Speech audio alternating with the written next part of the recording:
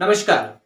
देखिए, क्योंकि हम लोग यहाँ पर अपने अंडर रूट वाली क्वांटिटी को इरेशनल नंबर प्रूफ कर चुके हैं, जैसे under root 3, under root 7, under root 5, 11, ऐसे क्वेश्चन को हम लोग यहाँ पर अब बड़े आसानी से सॉल्व कर सकते हैं। लिंक डिस्क्रिप्शन में है। तो उससे एक स्टेप आगे बढ़ते हुए हम लोग यहाँ पे ऐसे क्वेश्चन को देखेंगे कि proof that 3 plus 5 under root 2 is an irrational number. ये हमें प्रूफ करना होगा कि 3 प्लस 5 अंडर रूट 2 एक इरेशनल नंबर है। तो ध्यान से देखिएगा कैसे सॉल्व करेंगे। सबसे पहले यहां पर इस क्वेश्चन को भी हम लोग अपने कॉन्ट्रडिक्शन मेथड से सॉल्व करेंगे। कॉन्ट्रडिक्शन मेथड मतलब एक ऐसी चीज लेट करके चलेंगे जो ऑलरेडी गलत है, और आगे चल के जब उसे सॉल्व करते जाएंगे तो हमें यह पता चलेगा कि जो हमने लेट करा था वो गलत था। इसका मतलब सही कौन था? जो उसने दिया हुआ है। समझ आया आपको? तो इसके मेथड को, इसके स्टेप को बहुत ध्यान से देखिएगा। सबसे पहले लेट अस सपोज, मैंने यहां पर सपोज किया टू द कॉन्ट्ररी, एक कॉन्ट्रडिक्शन को। Let us suppose to the contrary, मैंने यहां पर सपोज किया एक कॉन्ट्रडिक्शन को। कॉन्ट्रडिक्शन मतलब एक गलत चीज को मैंने सपोज किया। Let us suppose to the contradiction that, क्या चीज? कि 3 प्लस 5 अंडर रूट 2 एक इरेशनल नहीं, एक रेशनल नंबर है, इज ए रेशनल नंबर। मैंने इसे यहां पर ये लेट किया।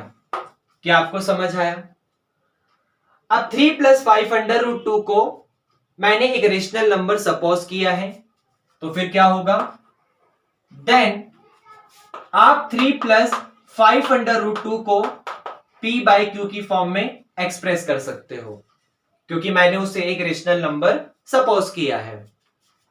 जहां पर आपका q जो है वो जीरो नहीं होगा, आपका q जो है वो जीरो नहीं होगा, और ये जो p है और q है, ये दोनों के दोनों एक दूसरे के को प्राइम होंगे। अब को प्राइम मतलब क्या था?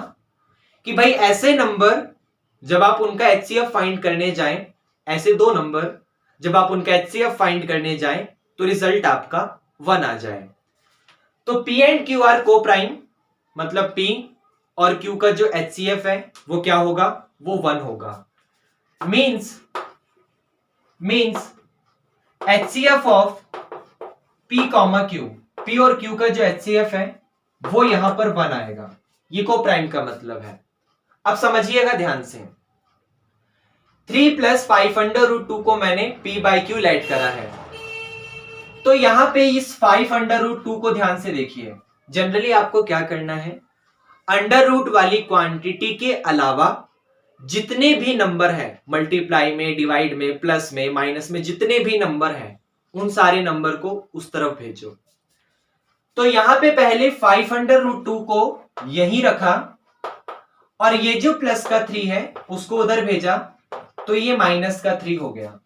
डिवाइड में कुछ नहीं लिखा तो 1 लेट कर लेंगे। अब 5 under root 2 is equal to Q और 1 का एलसीएम Q आएगा, P same to same, Q की मल्टीप्लाई यहां हो जाएगी 3Q, ये आपका आ जाएगा। अब 5 यहां मल्टीप्लाई में है, तो इस तरफ आके under root 2 is equal to P minus 3Q divided by 5Q। P minus 3Q divided by 5Q आपका ये आ गया। अब थोड़ा सा सोचो, एक छोटी सी बात है कि अगर आपने इसको एक rational number P by Q suppose करा है, तो यहां पे P और Q दोनों इंटीजर होते हैं। ये बेसिक सी बात है कि अगर आप किसी भी नंबर को rational number A by B की फॉर्म में लिखते हो तो वहां पे A और B दोनों के दोनों इंटीजर होते हैं। अगर आप उसे P बाई Q की फॉर्म में लिखते हो तो P और Q दोनों के दोनों इंटीजर होते हैं। हाँ, डिनोमिनेटर जीरो नहीं होना चाहिए, Q जीरो नहीं होना चाहिए। तो यहां पे सिंस, क्योंकि आपका P and Q are integer, P and Q are integers, यहां पर ये दोनों इंटीजर हैं। अब क्योंकि ये इंटीजर है तो अगर आप इंटीजर को डिवाइड की फॉर्म में लिख दोगे, अगर आप इंटीजर को फ्रैक्शन की फॉर्म में लिखोगे, जैसे सोचो 3 और 5 दोनों इंटीजर हैं, ठीक है, तो इनके बीच में कैसा भी ऑपरेशन लगाओ, मतलब कुछ इस टाइप का, जैसे यहां पर यही क्वेश्चन चल रहा है तो इसी टाइप का लगाते हैं। p माइनस 3q मतलब 3 5 जा 15, तो 3 माइनस 15 डिवाइडेड बाय 5q मतलब 5 5 जा 25, तो माइनस का 12 अपॉन 25 आ गया, और ये एक रेशनल नंबर है। अगर आपने 9 और 6 लिया तो 9 और 6 लेने पर ये हो जाएगा 9 1 जा 9, 6 3 जा 18 डिवाइडेड बाय 5 6 जा 30, तो ये आपका माइनस का 9 अपॉन 30, जिसका मतलब माइनस का 3 अपॉन 10, ये आ गया।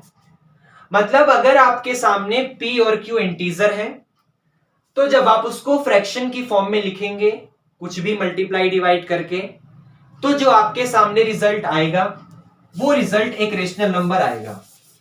तो मैंने वही लिखा, since p and q are integer, क्योंकि यहां पे p और q इंटीजर है, then p minus 3q divided by 5q is a rational number, is a rational number.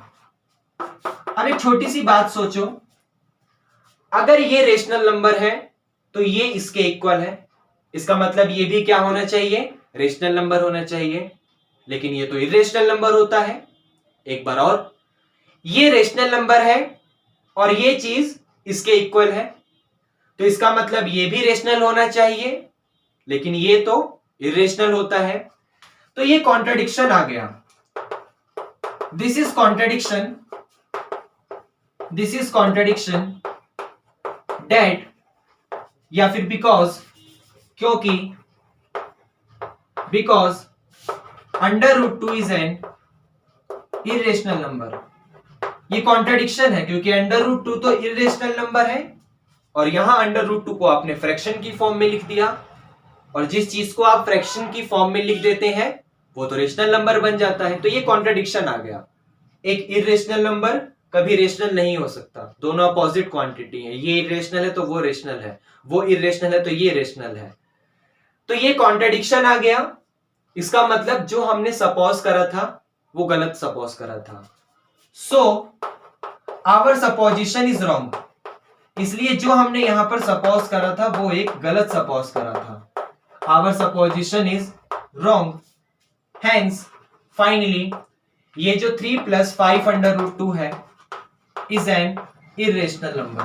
क्या आपको ये समझ आया? 3 + 5 अंडर रूट 2 को मुझे इरेशनल दिखाना था, तो मैंने क्या किया, एक कॉन्ट्रडिक्शन को सपोज किया कि ये एक रेशनल नंबर है, और क्योंकि ये रेशनल है तो इसको p/q की फॉर्म में एक्सप्रेस करा जा सकता है, जहां पर q 0 नहीं है, दोनों के दोनों कोप्राइम है, कोप्राइम का मतलब HCF 1 है।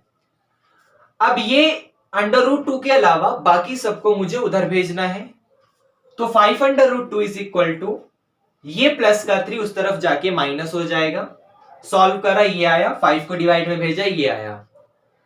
अब p और q इंटीजर था तो ये फ्रैक्शन है तो रेशनल हो जाएगा।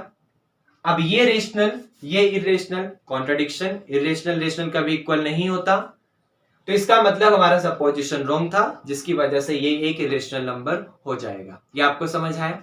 ओके।